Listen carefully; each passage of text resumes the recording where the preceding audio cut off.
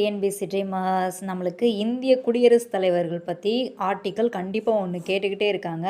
கூற்று காரணம் கொஸ்டின்ஸ்லையும் கேட்குறாங்க, தனியாக மேட்ச் ஷீட்லேயும் கேட்குறாங்க. ஸோ நம்மளுக்கு பேசிக்காக என்னென்ன தெரியும்னா 52லேருந்து நம்மளுக்கு 62 ஒரு 72 வரைக்கும் கூட இருக்கும். ஏன்னா அது ஸ்கூல் புக்கில் இருக்குது.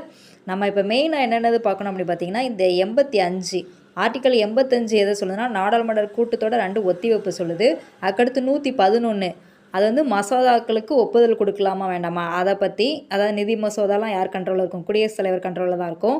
அடுத்து 1 to 3 அப்படின்னா ஆணை பிறப்பிக்கிறதுக்கு. அடுத்து 352 356 320 எல்லாமே தெரியும். ஸோ அப்போ இது டிஎன்பிஎஸ்சி தான் நம்ம ஷார்ட் அண்ட் ஸ்வீட்டாக நான் வச்சுக்கிறதுக்கு ஃபஸ்ட்டு 52 நாள் நம்மளுக்கு குடியரசு வந்துடணும், 50 நாள் 55 வந்து தேர்தல், 6ன்னு வந்தனால அவரோட பதவிக்காலம் வந்துடணும், 56 அதுக்கடுத்து 58னா தகுதி, 61னா பதவி நீக்கம், 72னா மன்னிப்பு அதிகாரம், அதுக்கடுத்து 1 to 3 123 வந்து ஆணை அதிகாரம்.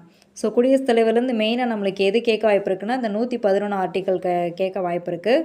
ஸோ அதனால் நம்ம குடியரசுத் தலைவர் பற்றி எல்லாமே தெரிஞ்சுக்குவோம். தேங்க்ஸ் ஃபார் வாட்சிங். Kindly subscribe.